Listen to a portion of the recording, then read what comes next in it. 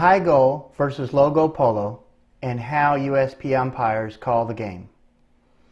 This video should explain the difference you see in fouls called in the high goal and fouls called in the low goal.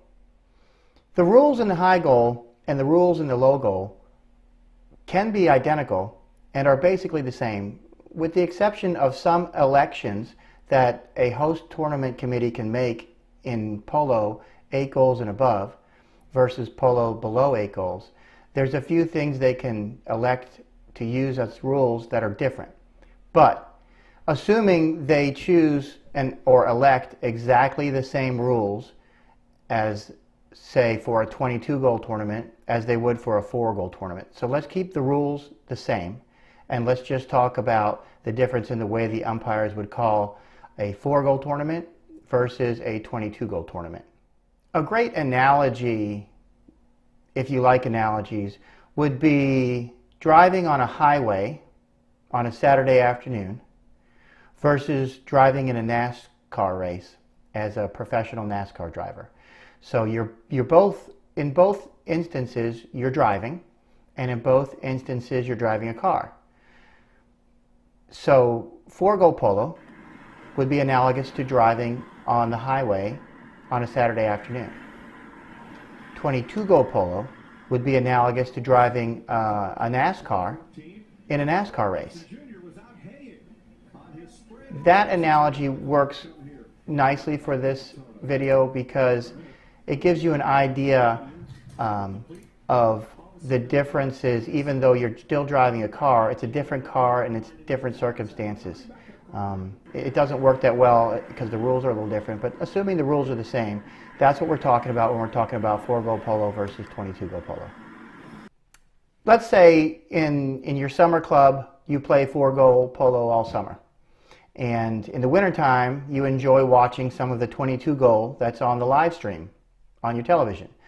And you're watching one day the live stream feed, and you see a certain play that looks like a foul to you, but it's not called.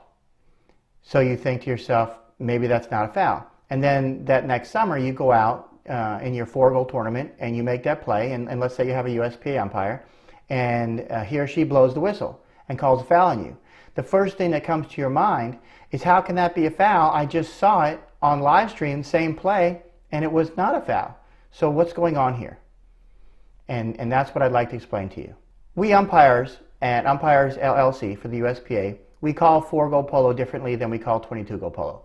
And I know throughout this entire video rulebook, I have told you, especially in the right-of-way videos, that 2 horse lengths is our baseline for determining if a player can enter the right-of-way of an opposing player. Okay, and that's still true. Okay. What's very important, I've told you before, is the relative speeds of both players. Okay.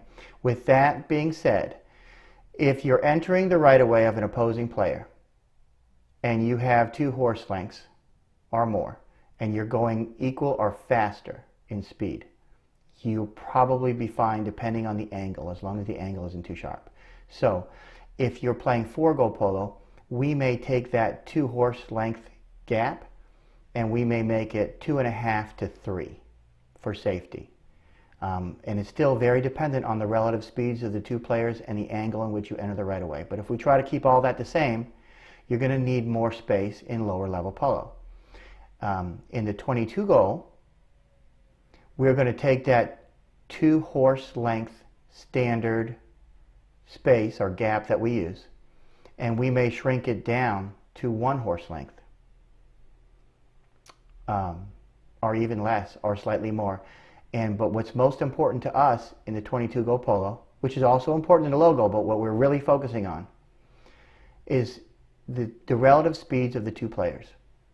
And is there an actual danger created when one player enters the right-of-way of another? Okay, in the lower goal polo, 4 goal polo, we're talking about potential danger. That's what we're looking at. In the high goal, we're talking about actual danger. So let's just keep all the variables the same. If you're going to enter the right-of-way in 4 goal polo, you may need 2.5 horse lengths or 3. If you're going to enter the right-of-way in 22 goal polo, you may only need 1 horse length, depending on the relative speeds. So if you see a play on the live stream in 22 and you would bet the farm that that's a foul, you're right for 4-go polo. You might be right for 12-go polo. But in the 22, we're really concerned with is there a crash? Is there real danger of a crash?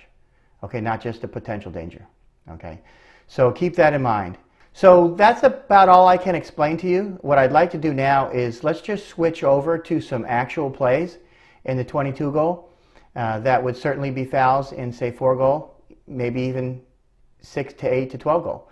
And let's talk about those, and then maybe you'll get a better understanding of the different ways that the umpires enforce the same rules at different levels.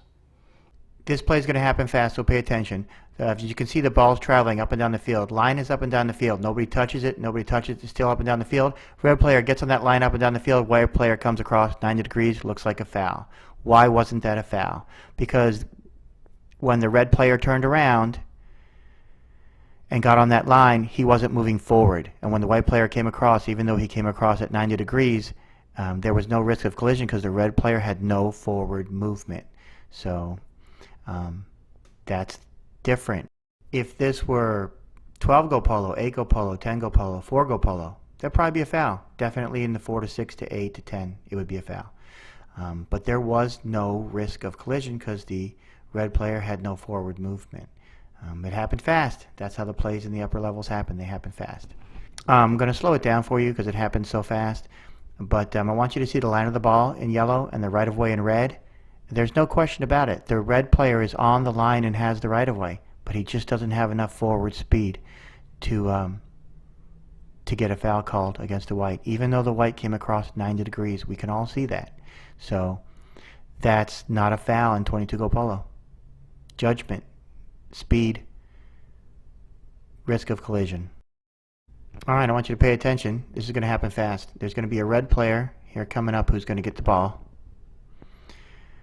Right here, red 4 gets the ball, taps it forward, gets back on the line, blue cuts in front, no foul. Okay, that looks like an obvious foul because the red player had the line and the blue player cut in front. So let me explain this play in 22-goal terms. Okay, in 4-go polo, 6, 8, 10, 12, foul. But when you get up to 22, we don't call that because two things happen here. The red player was slightly on his near side when that blue player first entered into what would have been the right-of-way had he come across. Okay, so the red player didn't really have it at the moment blue cut across. Then red gets on the line while blue's already there. Okay, but the red player doesn't have a lot of forward motion.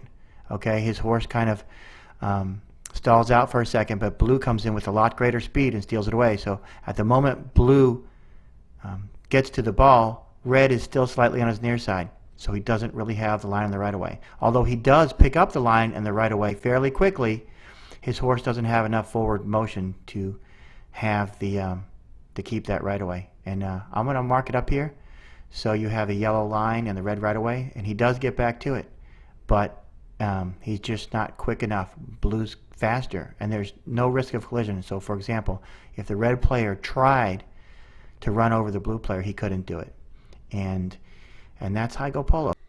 Now, just for comparison purposes, I'd like to show you a logo play that was called in the logo properly, but probably would not have been called in the high goal. Okay, we have a back shot across the field. Red player hops on the line and gets the right-of-way. Green player cuts in front, and we have a whistle. Okay, do it again. Red player gets on that line. Green player cuts in front, and a whistle. Red player actually got on the line and had the right-of-way. And the foul was called here, and in lower go polo this is a foul. The reason why this would not be a foul in higher go polo is because the green player was going faster. In other words, the gap was opening between the two players, so there's no risk of actual collision. And have a look here. Red player does get on the line first, but the green player cuts in front, but he has a little bit of space, but he also has more speed, a lot more speed. In fact, the red player could not run him over if he tried. So in higher go polo that would not be called, but in lower go polo that will be called. And that's NASCAR versus Saturday afternoon drive on the highway. So if you play 4 to 6 to 8 to 10 go polo in the summertime, that's a foul. And you're right, it is a foul, so don't do it. But if you're playing the 22 go leagues during the wintertime, you better be quick if you wanna get that foul. You better be there, or you're not going to get it. So that's the difference, and I hope that makes sense to you. The difference between a high goal and a low goal polo, even though the rules can be exactly the same, the way it's called is a little different. So just be mindful of that when you're watching live stream in the wintertime. It's a little bit different. I hope this helps, and I want to wish you the best of luck in your polo career. I'll see you around the country. Thank you, and thanks for watching.